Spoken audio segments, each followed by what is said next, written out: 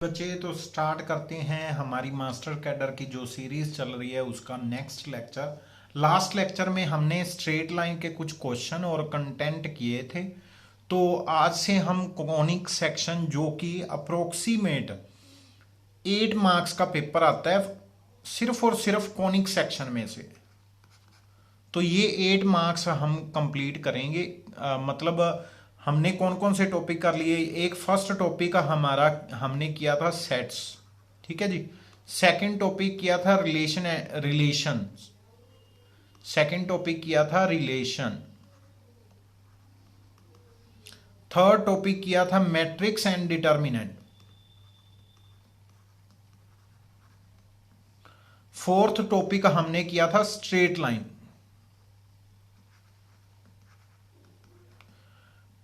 इसमें से approximate 7 marks का, इसमें से अप्रोक्सीमेट 8 मार्क्स का, इसमें से अप्रोक्सीमेट 5 मार्क्स का पेपर आता है, ठीक है जी। और इसमें से कॉनिक सेक्शन में से 8 मार्क्स का पेपर आता है। तो ये बहुत इंपॉर्टेंट हो जाता है और कंसेप्ट क्लैरिटी भी यहां से ही मिलेगी। जितनी भी ज्योमेट्री है वो कॉनिक सेक्शन की कंसेप्ट क्लैरिटी से ही मिलेगी, मतलब उसमें मार्क्स कंसेप्ट से ही मिलेंगे, ठीक है जी। तो आज हम टॉपिक करेंगे जर्नल इंट्रोडक्शन और कुछ बातें, ठीक है। तो स्टार्ट करते हैं। एक सेकेंड।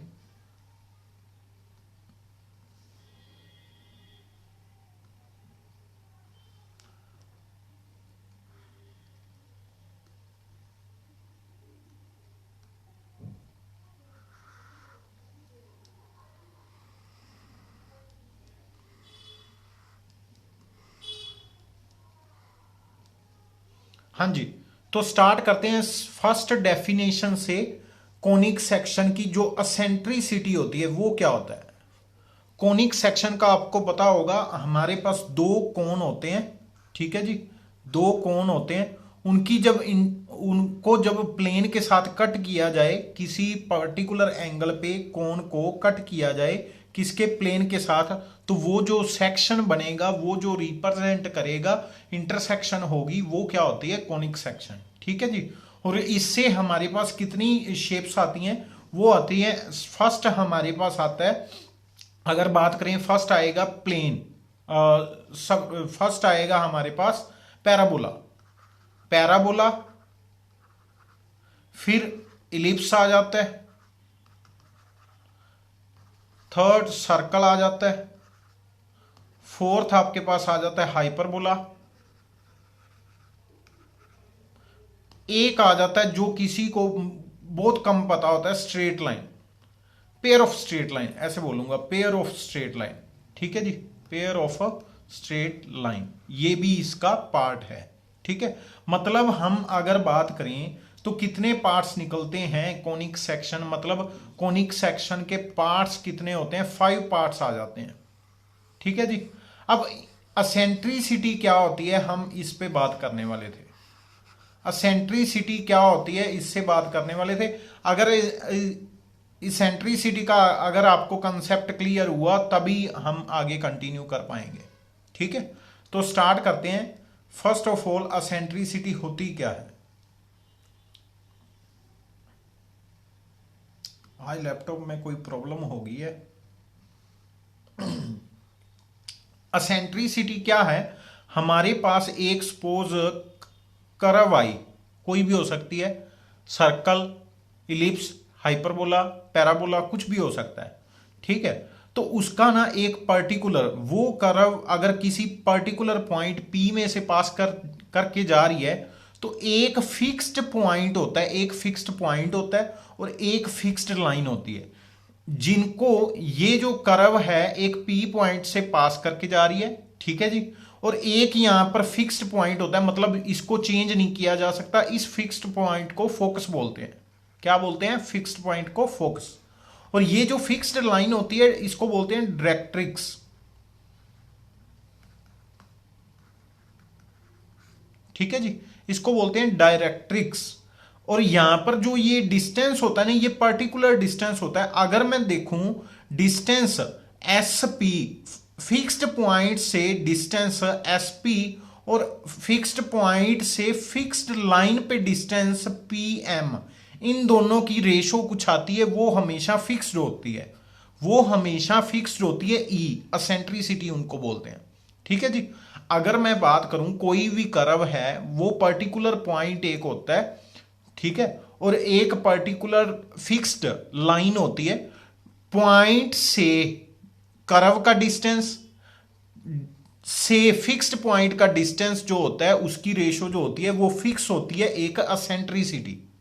ठीक है, उस फिक्स्ड डिस्टेंस को बोलते हैं एसेंट्रिसिटी। ठीक है, ये बात क्लियर होगी। अब ये एसेंट्रिसिटी के डिपेंड करता है, एसेंट्रिसिटी पे डिपेंड करता है कर्व की इक्वेशन किस टाइप की होगी। ठीक है, कर्व की इक्वेशन किस पे डिपेंड करती है, एसेंट्रिसिटी पे। अगर उसकी एसेंट्रिसिटी 1 है, अगर उसकी एसेंट्रिसिटी 1 है तो उसको पैराबोला बोलेंगे। 1 का मतलब क्या है, ये डिस्टेंस जो है, ये डिस्टेंस जो है एस और एस दोनों सेम है। ठीक है, मतलब ये हमारे पास पैराबोला है। ठीक है जी, ये पैराबोला से फिक्स्ड पॉइंट का डिस्टेंस जो आएगा, ये वाला डिस्टेंस, और ये जो पैराबोला का सेम पॉइंट से परपेंडिकुलर डिस्टेंस डायरेक्ट्रिक्स से निकालें तो वो जो परपेंडिकुलर डिस्टेंस आएगा वो भी सेम होगा। ठीक है, सेम क्यों होगा, बिकॉज इन दोनों की डिवीजन किसके इक्वल है, इन दोनों की डिवीजन 1 के इक्वल है। यहां पर लिखा हुआ है एसेंट्रिसिटी ऑफ पैराबोला इज 1, मतलब दोनों की रेशो क्या होती है, 1:1 रेशो होती है। ठीक है, हमने क्या बात किया, कोई भी कर्व होगी वो क्या होगा, एक फोकस होगा या फिक्स्ड पॉइंट होगा, एक लाइन होगी, उन दोनों से अगर डिस्टेंस निकालें इस पॉइंट से यहाँ पर परपेंडिकुलर डिस्टेंस, तो ये दोनों का ये d1 है सपोज, तो d1/d ये एक फिक्स्ड आती है, उसको बोलते हैं e, और e पे डिपेंड करता है कर्व कौन सी है, e पे डिपेंड करता है कर्व कौन सी है। आई होप आपको इतना समझ आ गया होगा। आगे कंटिन्यू करते हैं। अगर एसेंट्रिसिटी 1 से कम है तो उसको बोलेंगे इलिप्स, वो उसको क्या बोलेंगे, इलिप्स। अगर एसेंट्रिसिटी 1 से ज्यादा है तो उसको बोलेंगे हाइपरबोला। ठीक है, अब मैं इसको याद कैसे रखता हूं, इसको याद रखता हूं, हाइपरबोला छोटा है, ठीक है, और इलिप्स छोटा है, हाइपरबोला बड़ा है ना। हाइपरबोला के स्पेलिंग क्या है, बड़े हैं, तो ये ई से 1 से बड़ा आएगा और ये 1 से छोटा आएगा। ठीक है, साइन छोटे तो ई 1 से छोटा, साइन बड़े तो ई 1 से बड़ा। ठीक है, याद हो गया। और अगर सर्कल में क्या होता है, सर्कल में एसेंट्रिसिटी 0 हो जाती है। अगर डिस्टेंस क्या हो, यहां पर जो अगर आपको पता हो तो ये फिक्स्ड लाइन क्या होती है, सेंटर में से ही पास करती है और वो फिक्स्ड पॉइंट ही सेंटर होता है। इट मींस डिस्टेंस क्या आ गया, 0 आ गया। ठीक है, डिस्टेंस क्या आ गया, 0 आ गया। तो यहां पर अगर एसेंट्रिसिटी इनफाइनाइट आ जाए तो वो होती है पेयर ऑफ स्ट्रेट लाइन।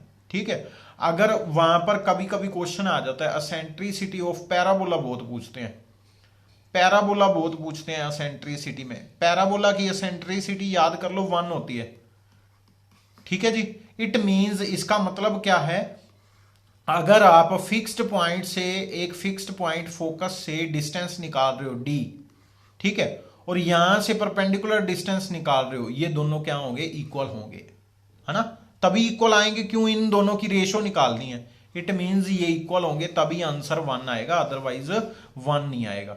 फिर और बात, अगर मैं बात करूं इलिप्स की, इलिप्स का फोकस ये होता है ना, इसका जो अगर बात करें डिस्टेंस आएगा वो क्या आएगा, 1 से कम, 1 से कम। इलिप्स में क्या है, इलिप्स के स्पेलिंग छोटे हैं, हाइपरबोला के बड़े हैं, बड़े हैं तो ग्रेटर देन 1, छोटे हैं तो less than 1।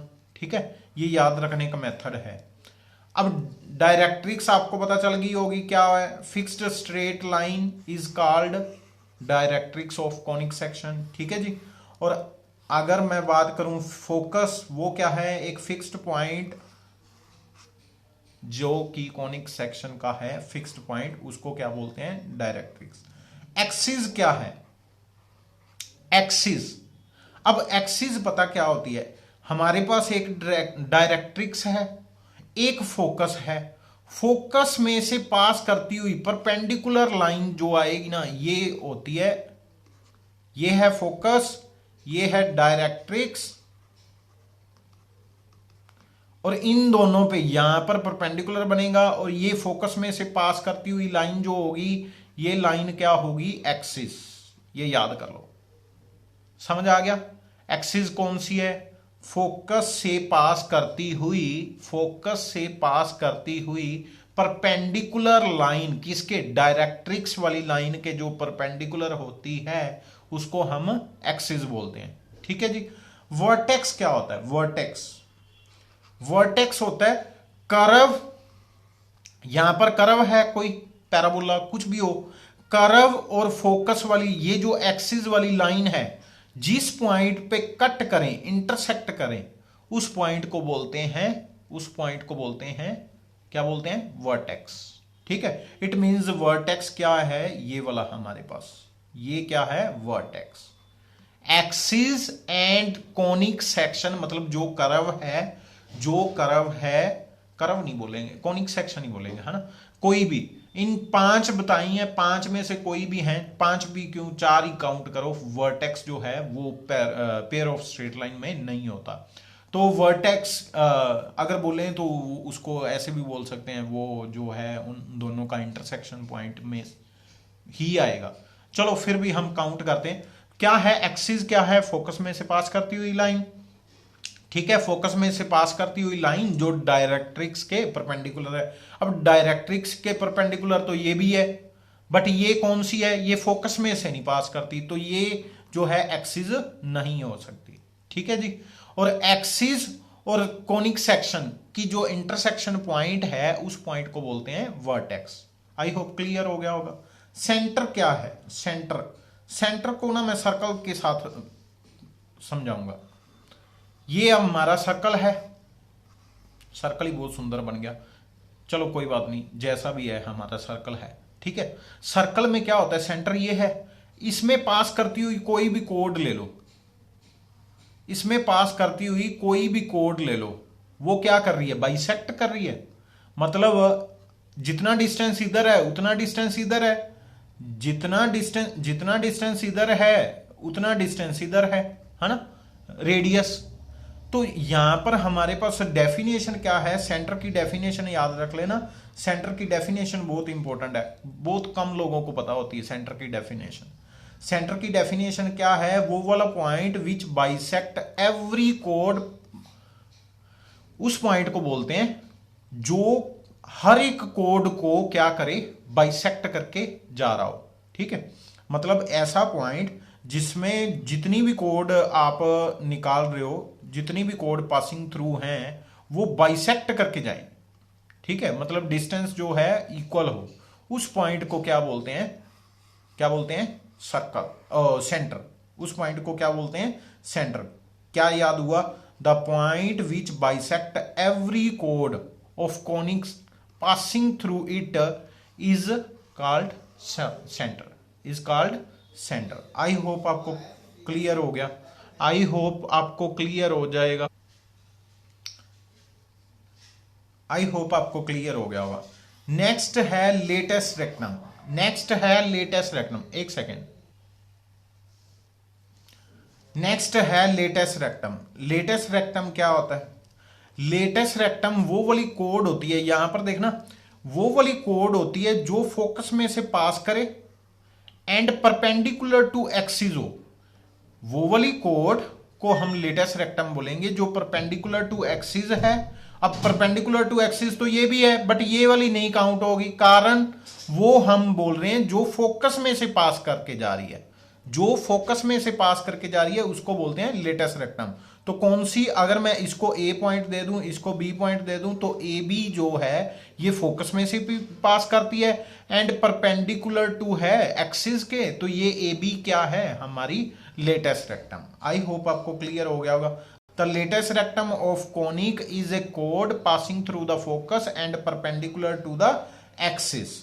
Double ordinate code कौन सी होती है, double ordinate code, double ordinate code. अब यहां पर जो दूसरी कोड आएगी ना, ये जो दूसरी कोड आएगी जो एक्सिस के परपेंडिकुलर हैं, उनको डबल ऑर्डिनेट बोलते हैं। ये भी है, ये भी है, ये सारी क्या है, परपेंडिकुलर।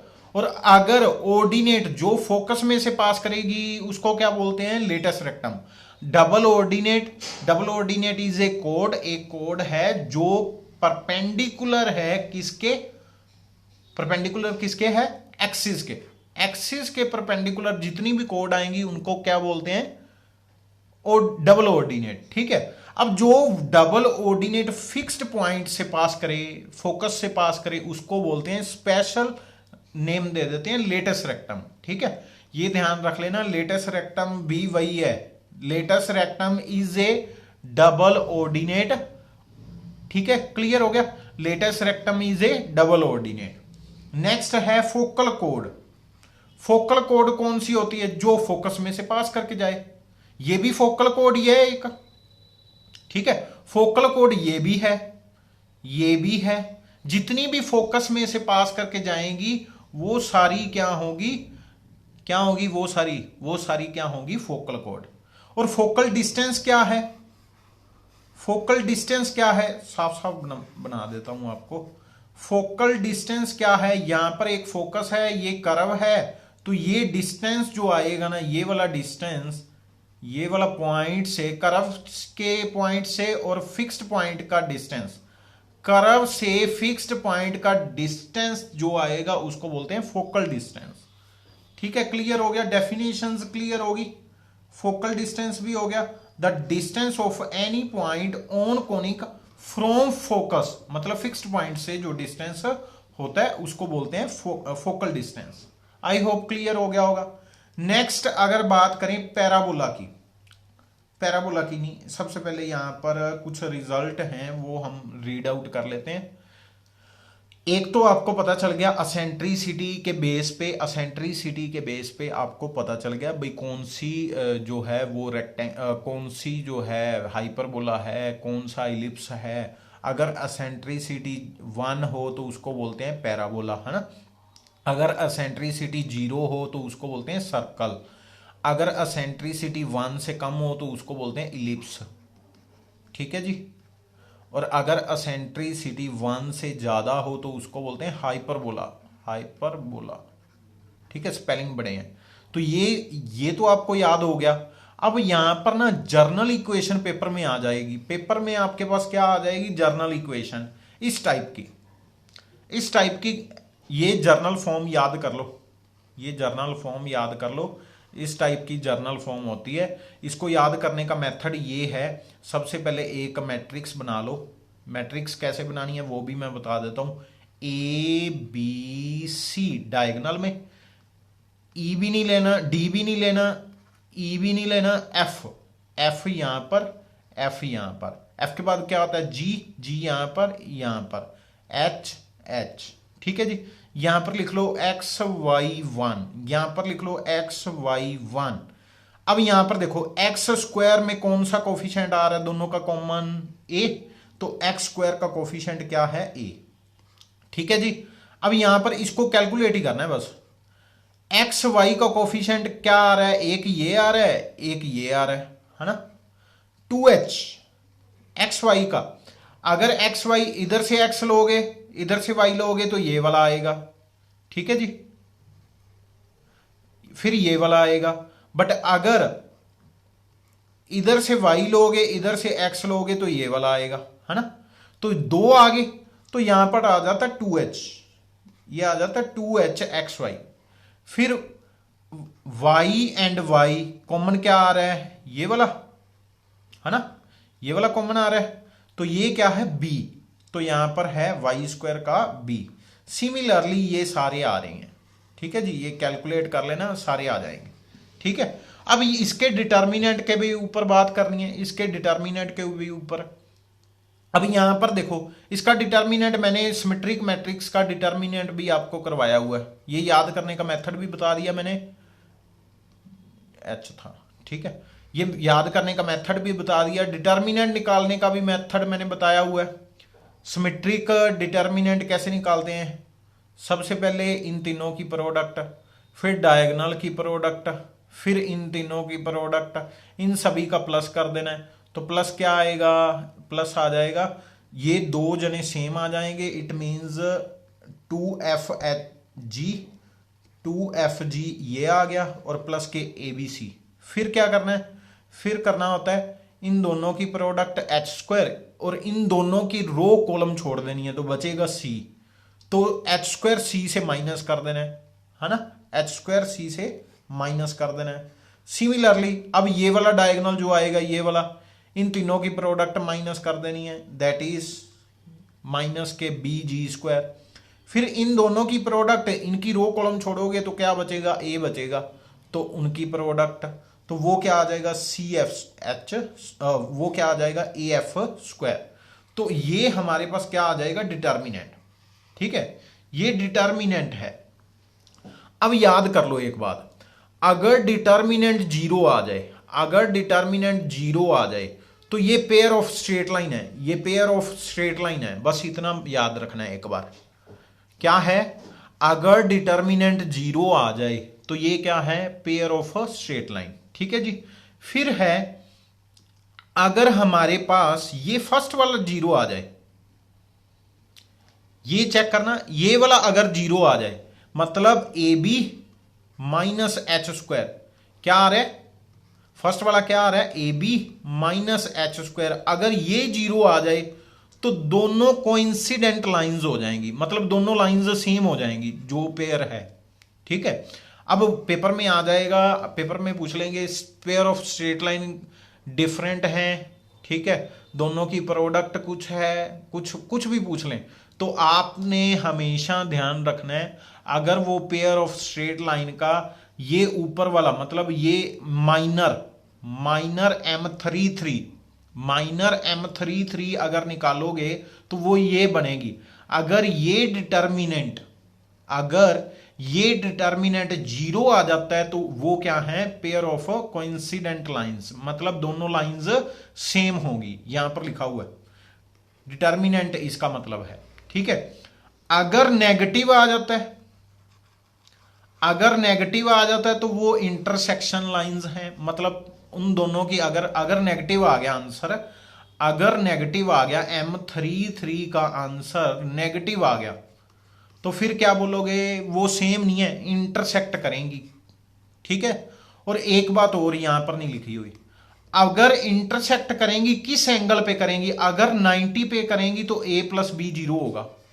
याद रखना, इन दोनों का सम, अगर ये पेपर में क्वेश्चन आता है, अगर इन दोनों का सम, अगर A प्लस B 0 है तो वो दोनों एंगल्स क्या बनाएंगी, पेयर ऑफ स्ट्रेट लाइन तो आएंगी, इंटरसेक्ट भी करेंगी, तो वो दोनों एंगल्स क्या बनाएंगी, 90 डिग्री।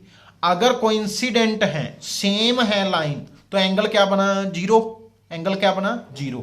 तो अगर इंटरसेक्ट करेंगी और A प्लस बी 0 है, डेफिनेटली वो क्या होगा, 90 डिग्री एंगल बनाएंगी। आई होप आपको समझ आ गया होगा।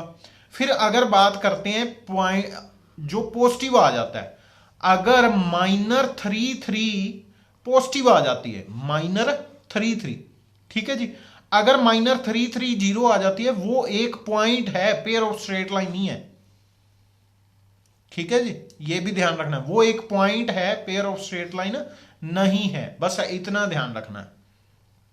ठीक है जी, अब चलते हैं नेक्स्ट। अगर डिटर्मिनेंट इसमें था, इसमें केस था डिटर्मिनेंट 0 का, मतलब ये चीज 0 आएगी तब, इसको कहीं कहीं कैपिटल थीटा भी बोलते हैं, किसी बुक में इसको कैपिटल थीटा ऐसे करके भी लिखा होगा।